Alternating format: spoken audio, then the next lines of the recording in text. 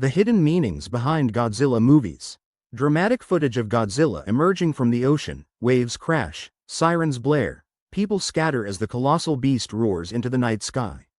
Hey there, folks, have you ever sat back during a Godzilla flick and thought, sure, a giant monster smashing cities is cool and all, but is there more to it?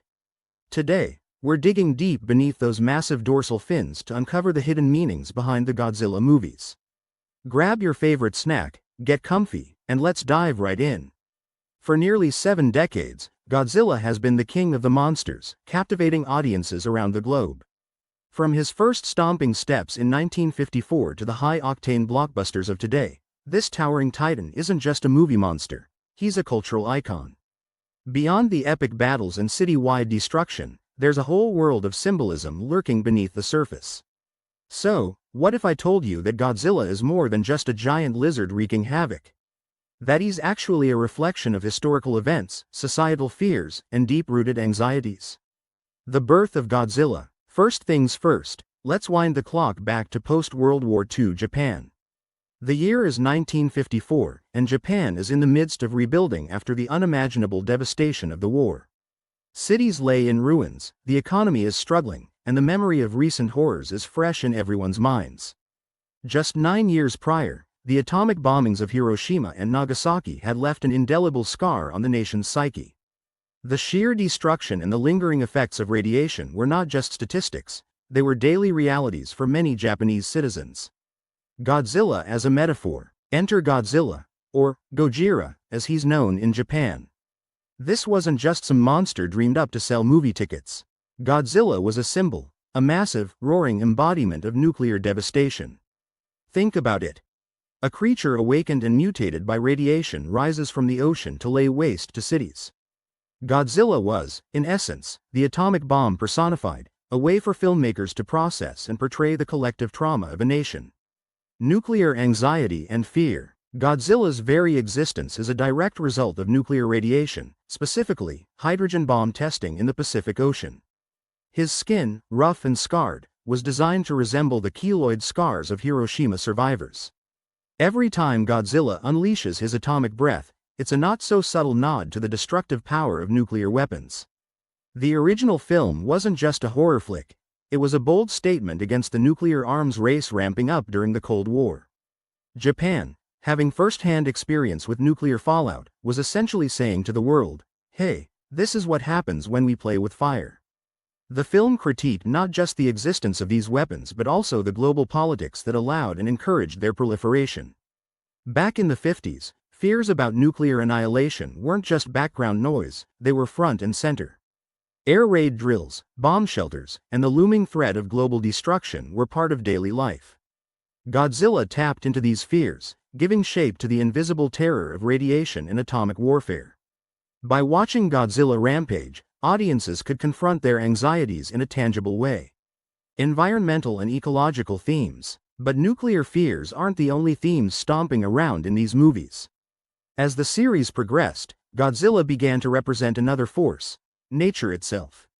Ever notice how in some films, he's less of a villain and more of a natural disaster?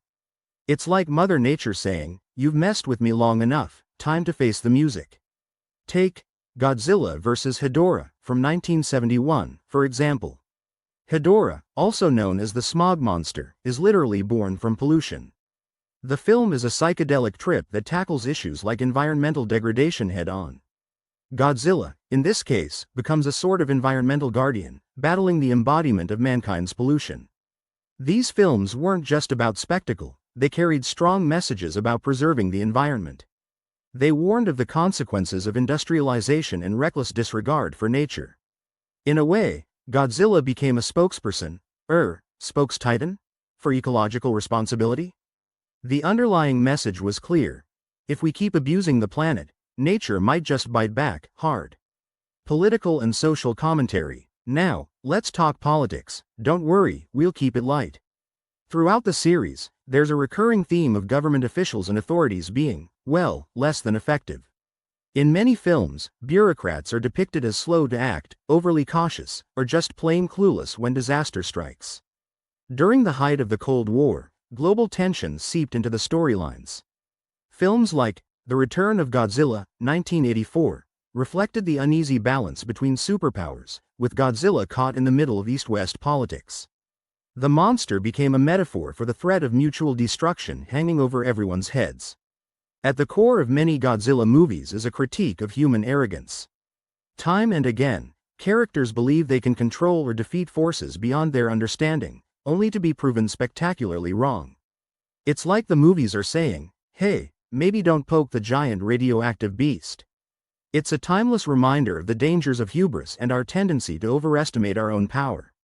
Evolution of Godzilla's character. One of the coolest things about Godzilla is how his role shifts over time. In the early days, he was the enemy, a force of destruction to be feared and stopped. But as the series went on, he sometimes became the hero, defending Earth from even worse threats like King Ghidorah or Mechagodzilla. These shifts weren't random, they reflected changing societal concerns. In the 60s and 70s, with the shadow of World War II fading and new issues arising, Godzilla movies took on different tones. They became more fantastical, sometimes even campy, focusing on epic monster throwdowns rather than heavy allegory. And let's not forget the cultural differences in portrayals. Japanese films often delve into deeper themes, while Western adaptations, like the 1998 and 2014 American versions, tend to emphasize action and special effects. It's interesting to see how Godzilla is adapted to reflect different cultural contexts and audience expectations. Specific films and their hidden meanings. The original, Gojira, is a masterpiece of symbolism. Beyond the nuclear themes, it also touches on topics like the ethics of science and the responsibility that comes with knowledge. Dr. Serizawa's reluctance to use his oxygen destroyer weapon reflects the moral dilemmas scientists faced during wartime. The Return of Godzilla brings back the darker tones of the original. Set during renewed Cold War tensions, it portrays Godzilla as an unstoppable force amid geopolitical squabbles. The film critiques how nations might exploit disasters for their own gain, a theme that's, unfortunately, still relevant.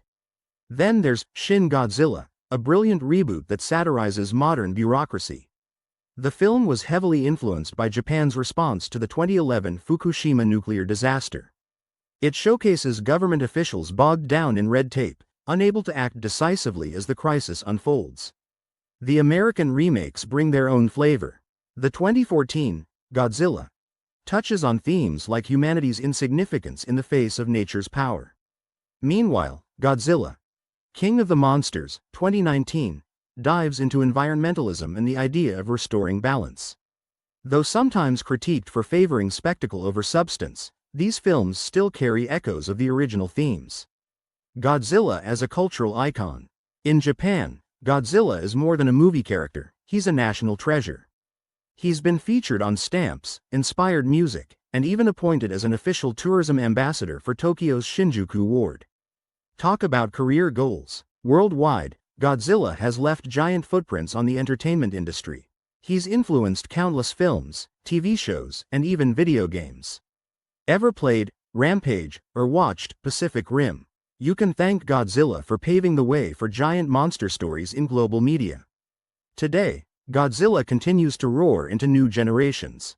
With ongoing movies, merchandise, and even anime adaptations, he's a timeless figure. His ability to adapt to contemporary issues while honoring his roots keeps him relevant. As long as there are stories to tell and messages to convey, Godzilla will be there, towering over skylines and reminding us of the bigger picture. The science fiction element. Science fiction has always been a fantastic vehicle for exploring complex themes, and Godzilla is no exception. By cloaking serious messages within thrilling narratives, the films engage audiences who might not otherwise delve into topics like nuclear ethics or environmentalism. Oftentimes, the movies highlight the double-edged sword of technology. Sure, it can bring advancements and solutions, but it can also create new problems. Mechanical monsters like Mechagodzilla represent humanity's attempt to control or surpass nature, with mixed results, to say the least. When aliens or other monsters enter the fray, they often symbolize external threats or the unknown. They can represent anything from the fear of invasion to anxieties about scientific meddling. Audience interpretation and reception. What's really fascinating is how different people interpret these movies. Some viewers are all about the monster action, no shame in that. Others appreciate the deeper themes and social commentary woven into the stories. The beauty of Godzilla is that there's something for everyone. Over the years, film critics and scholars have analyzed Godzilla from every angle. Essays, books, documentaries, you name it. They've explored his significance in cinema history, his impact on genre filmmaking, and his role as a cultural barometer. Who knew a giant lizard could inspire so much intellectual discourse? And let's talk about the fans. Godzilla has one of the most dedicated fanbases out there. From collecting memorabilia to creating fan art and attending conventions, they've kept the spirit of Godzilla alive and kicking. Fan theories and discussions continue to add layers of meaning to the franchise. So, there you have it. Godzilla isn't just about epic battles and smashing skyscrapers, though that's undeniably awesome.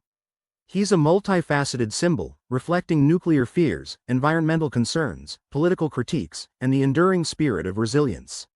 Even after all these years, the themes in Godzilla movies remain strikingly relevant. As we grapple with issues like climate change, technological ethics, and global tensions, the lessons from these films are as important as ever.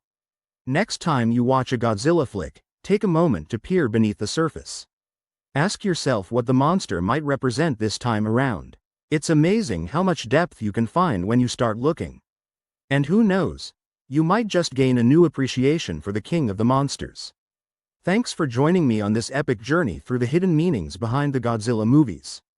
If you enjoyed this deep dive, be sure to smash that like button, subscribe for more cinematic explorations, and drop a comment below telling me your favorite Godzilla moment or movie. And hey, if you've got your own theories about what Godzilla represents, I'd love to hear them. End credits roll. Background music plays, perhaps a modern remix of the classic Godzilla theme. Post-credits scene. Brief, humorous clip of a tiny Godzilla figurine stomping through a miniature city made of snack boxes and soda cans. Guess I should clean up my desk more often. See ya.